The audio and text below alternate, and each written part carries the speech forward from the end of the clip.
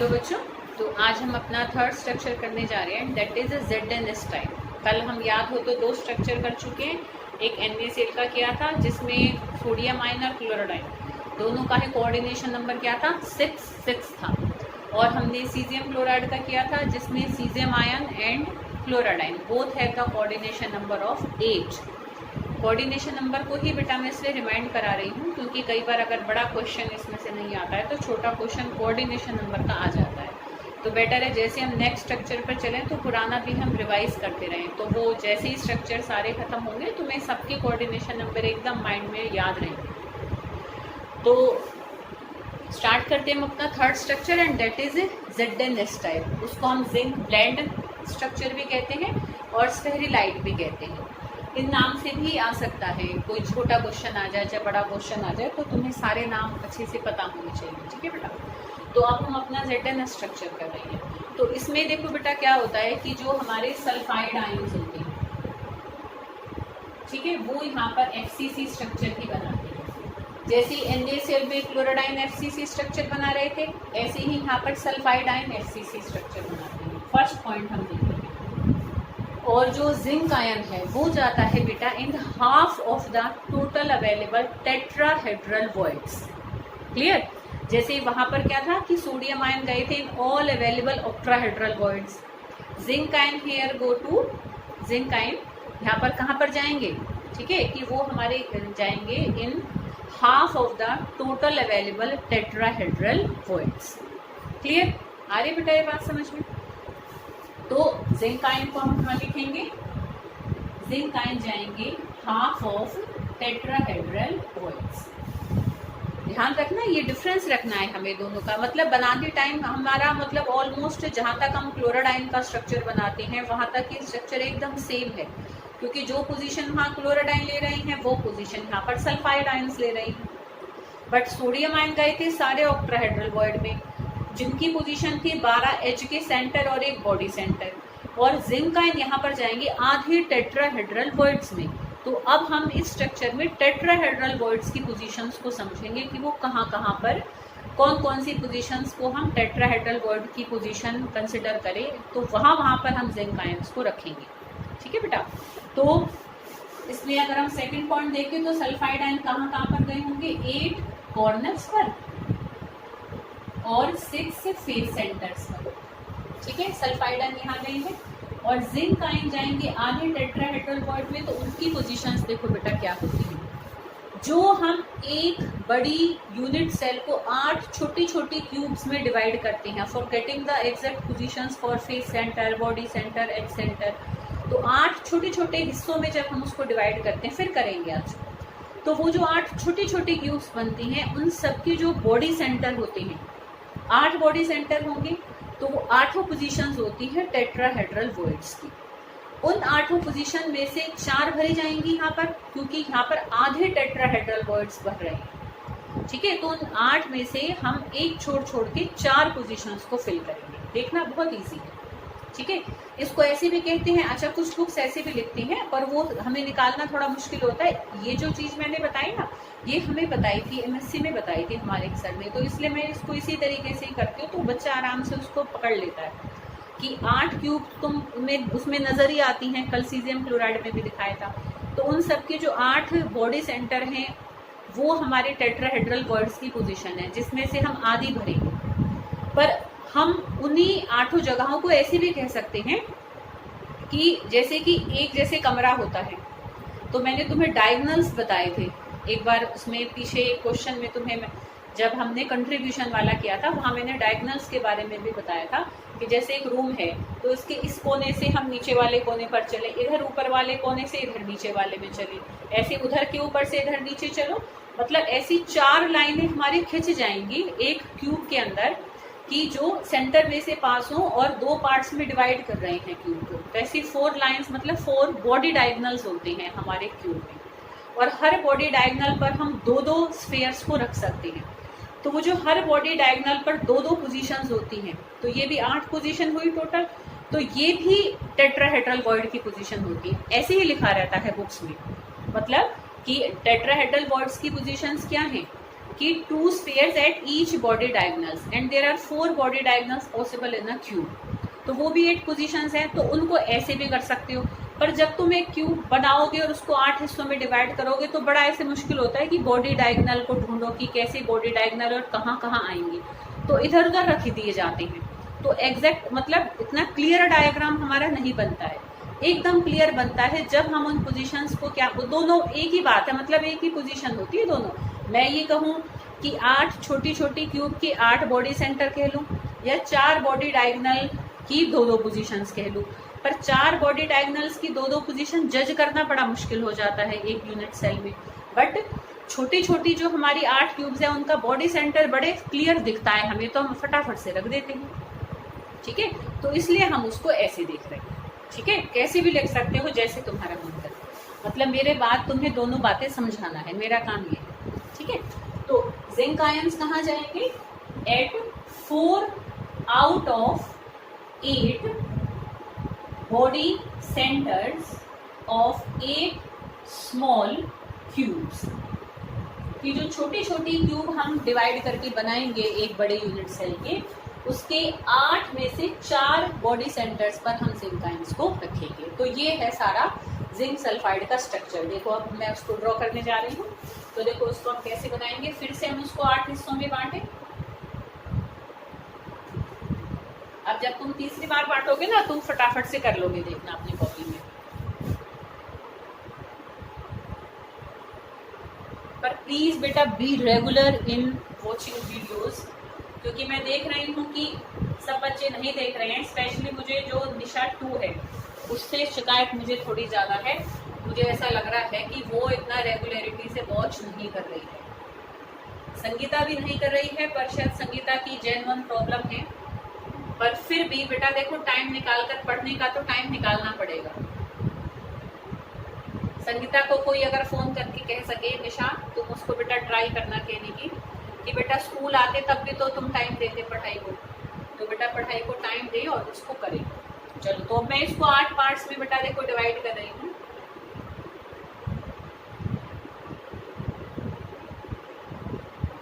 क्योंकि तुम अगर सब अच्छा रिस्पॉन्स दोगे बेटा, तो मेरा भी बहुत मन करेगा और करने का। तो मैं और भी अच्छे से बनाने की कोशिश करूंगी, और भी न्यूमेरिकल प्रॉब्लम्स को भी इसमें करूंगी। मतलब मैं और भी इसके ऊपर टाइम लगाऊंगी अगर तुम सबका रेस्पॉन्स मुझे बहुत अच्छा मिलेगा। क्योंकि बेटा देखो, ताली एक हाथ से तो बचती नहीं है, हमें मिलकर ही एफर्ट्स डालने हैं अपनी पढ़ाई में। तो देखो हम फिर से इसको 8 हिस्सों में डिवाइड कर रहे हैं जैसे हमने कल किया था।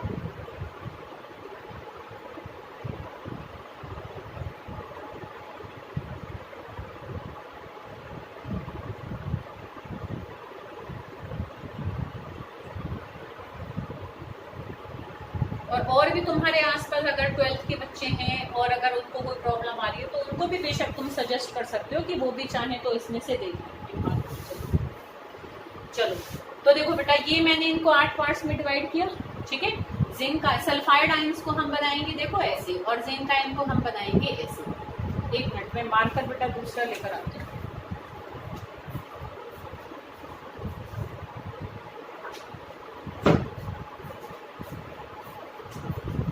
हाँ देखो बेटा, तो ये सल्फाइड आयन हम यहाँ पर 8 तो कहाँ आएंगे बेटा? एट 8 क्यूब कॉर्नर्स,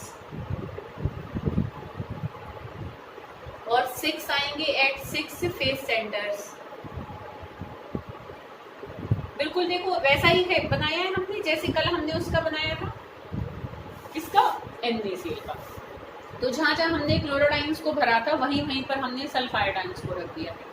तो इतना स्ट्रक्चर तो NaCl के जैसा है, but now we have to put the sulphide ions, और वो कहाँ जाएंगे? In half of the total available tetrahedral voids. तो टेट्राहेड्रल वॉइड की पोजीशन देखो क्या होती है। देखो ये आगे वाली क्यूब का बॉडी सेंटर यहाँ कहीं होगा, पीछे वाली का देखो यहाँ कहीं। मैं डॉट लगा रही हूँ, अभी पहली पोजीशंस बता रही हूँ। उसमें से हम 4 भरेंगे। देखो ये आगे वाले क्यूब का बॉडी सेंटर, ये पीछे वाले का, ये आगे वाले का, ये पीछे वाले का, ये आगे वाले का, ये पीछे वाले का। तो अब हम इसमें सल्फाइड आयंस को भरेंगे। देखो बच्चों कि अगर इसमें हम आगे वाली क्यूब के बॉडी सेंटर पर अगर हम सल्फाइड आयन को रखेंगे, तो इसमें फिर हम पीछे वाली क्यूब के बॉडी सेंटर पर सल्फाइड आयन को रखेंगे, because they are similarly charged. So क्या है, they try to be remain apart from each other, है ना, कि एक दूसरे से जितना हो सके वो दूर रहने की कोशिश करेंगे, क्योंकि उनके बीच में रिपल्शन होगी। तो अगर उनके पास जगह है तो वो क्यों नहीं रहेंगे, है ना। तो अगर इसमें आगे वाली क्यूब का बॉडी सेंटर भरा जाएगा तो इसमें पीछे वाले का, फिर इसमें अगर पीछे वाली का है तो इसमें आगे वाले का, और इसमें आगे वाले का है तो इसमें है पीछे वाले का। तो ये हमने एक यूनिट सेल बनाया ZnS का, जिसमें से देखो फिर हम वैसे ही निकालेंगे total number of zinc ions और सल्फाइड आयंस अगर हम एक यूनिट सेल में निकालें। तो देखो सल्फाइड आयन का नंबर कितना निकल कर आएगा, सेम क्लोराइड आयन के जैसा है। एक तो क्यूब के कॉर्नर्स पर है तो 8 × 1/8, फेस के सेंटर पर है तो 6 × 1/2, तो एक यहाँ से और 3 यहाँ से, तो ये कितने आ गए 4। तो 4 सल्फाइड आयंस हमारे एक यूनिट सेल ऑफ ZnS में होते हैं। और जिंक आयन भी फिर कितने होंगे 4, क्योंकि मैंने कहा था ना बेटा कि अगर दोनों सेम रेशो में हमारे फॉर्मूले में हैं, दोनों एक एक है ना, तो कोऑर्डिनेशन नंबर भी सेम होगा और टोटल नंबर ऑफ आयंस जो एक यूनिट सेल में निकल कर आएंगे वो भी सेम होंगे। तो जिंक आयन अगर हम निकालेंगे तो देखो 4 हैं बॉडी सेंटर में, तो बॉडी सेंटर का तो कंट्रीब्यूशन 1 ही होता है, तो ये भी कितने निकल कर आए बेटा 4। अब 4 सल्फाइड आयंस और 4 जिंक आयन मिलकर क्या बनाएंगे 4 ZnS फॉर्मूला यूनिट्स हमारी होंगी इन 1 यूनिट सेल ऑफ ZnS। ठीक है, तो एक हमने ये पॉइंट किया। ध्यान करो ऐसी सब में यही पॉइंट करिए कि पहले तो कौन लैटिस बनाता है, कैसे वाला लैटिस बनाता है, और कौन वर्ड्स में जाता है और कौन से वाले वर्ड्स में जाता है और कितने नंबर ऑफ वर्ड्स में जाता है ना। जैसे क्लोराइड और NaCl में क्या था कि सोडियम आयन सारे ऑक्टाहेड्रल वर्ड में गया था, और इसमें जिंक आयन आधे टेट्राहेड्रल वर्ड में गया है। और सीजियम क्लोराइड में क्या था कि सारे ये वर्ड्स खाली थे, वीकेंड थे। ठीक है बेटा, फिर हम देखते हैं कौन से आयन की पोजीशन क्या है। तो सल्फाइड आयन कॉर्नर्स और फेस सेंटर्स पर है, और जिंक आयन 8 क्यूब सेंटर्स के बॉडी सेंटर्स पर। ठीक है बेटा, 8 जो क्यूब्स हैं उनके बॉडी सेंटर्स पर। Total number of zinc ion और सल्फाइड आयन दोनों ही 4 निकल कर आ रहे। It means there are 4 ZnS formula units in 1 unit cell of zinc plant structure. Clear. और लास्ट पॉइंट हम फिर देखेंगे कोऑर्डिनेशन नंबर का। तो कोऑर्डिनेशन नंबर देखो अब यह ध्यान से देखो कि ये हमारा जिंक आयन है।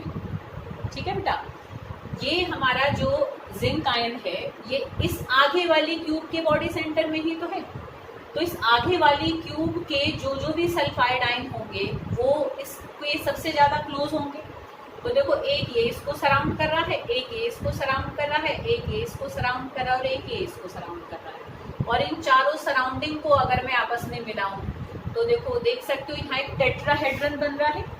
तो it means each zinc ion is surrounded by 4 sulphide ions in A tetrahedral में। ठीक है, तो टेट्राहेड्रली 4 सल्फाइड आयन एक जिंक आयन को सराउंड करते हैं। तो अगर एक जिंक आयन को 4 सल्फाइड आयन सराउंड कर रहे हैं तो एक सल्फाइड आयन को 4 जिंक आयन भी सराउंड करेंगे। पर फिर वही बात रहेगी कि एक यूनिट सेल में हम उस चीज को नहीं जज कर पाएंगे। ठीक है, क्योंकि तुम कहोगे ये 4 है तो सही है इसमें जिंक, पर तुम देखो बेटा अगर मैं इन चारों के सराउंडिंग को दिखाऊंगी इस सल्फाइड आयन के लिए, तो ये सल्फाइड आयन तो आगे के क्यूब का कॉर्नर है ना बेटा। तो इसके जो और इधर ऐसे ऊपर एक और यूनिट सेल होगा उसके जिंक आयन इसके ज्यादा पास होंगे। तो इसलिए हम ये चारों इतने इसके पास नहीं है, मतलब ये जो दो आगे आगे वाले हैं ये दोनों तो इसके पास हैं, पर और दोनों कौन से पास होंगे, जो इसके ऊपर यूनिट सेल रख जाएगा उसके पीछे वाले जो जिंक आयन आएंगे वो इसके ज्यादा पास होंगे। तो इसलिए हम इस खाली एक यूनिट सेल से सराउंडिंग को सल्फाइड आयन की 4 जिंक आयन के द्वारा जो नियरेस्ट हैं वो नहीं दिखा पाएंगे। तो हम देखो लेंगे इस वाले सल्फाइड आयन। ठीक है, ये देखो ऐसे क्या है, अब देखो ये एक तरीके से एक बीच का कॉर्नर बिहेव कर रहा है। तो एक तो ये 2 जिंक आयन इसके बराबर पास होंगे, और कौन से 2 जिंक आयन पास होंगे, जो यहाँ यूनिट सेल होगा ना इधर जो हमारे सल्फाइड आयन, तो उनको मैं कैसे ड्रॉ करूंगी। देखो अगर यहाँ पर आगे वाला भरा गया है तो अंदाजे से कि यहाँ पर देखो कौन सा भरा जाएगा, पीछे वाला। वैसे इसकी सीध में ले लेना, सॉरी ये अगर पीछे वाला है तो यहाँ इधर कौन सा भरा जाएगा, आगे वाला। तो इस आगे वाले की ऐसे स्ट्रेट में एक ले लेना। और यहाँ अगर आगे वाला भरा गया तो इधर भरा जाएगा पीछे वाला, इसकी सीध में एक ले लेना है यहाँ इस तरीके से, ठीक है। तो ये हमने साइड के मतलब पास के यूनिट सेल में से हमने जिंक आयन को लिया for showing the surrounding of this particular sulphide ion, ठीक है। तो इस सल्फाइड आयन को ये 4 जिंक आयन को सराउंड करेगा, ठीक है। इन चारों से अगर मैं इसको मिलाऊं और इन चारों को अगर मिलाऊं तो तुम देख सकते हो यहाँ पर भी एक टेट्राहेड्रा बन रहा है, ठीक है।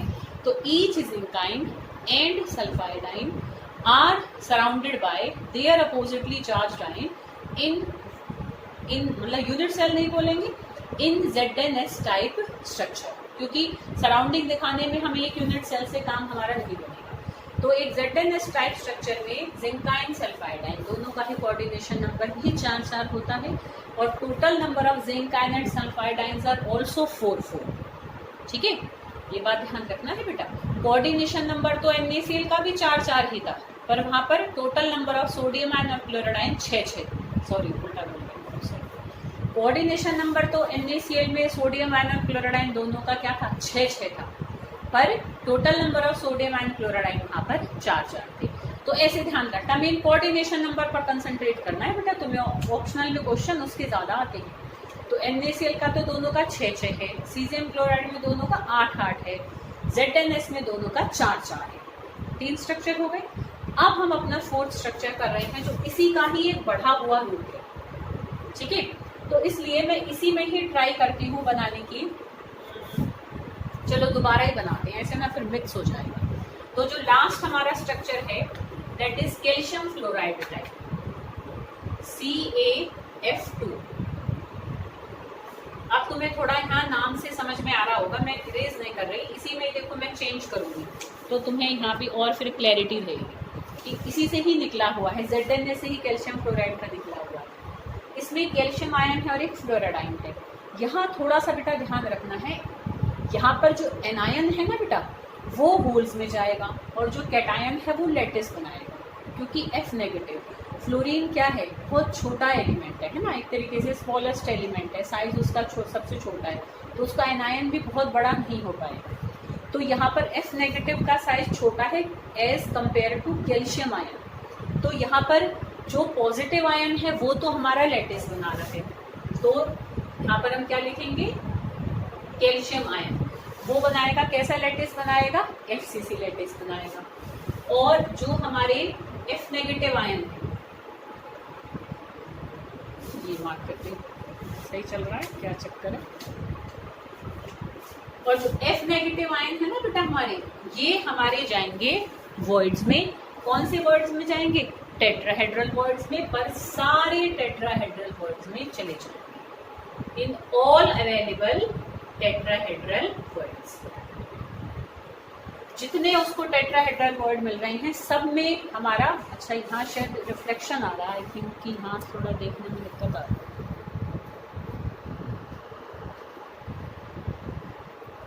चलो इसको मैं नेक्स्ट वीडियो में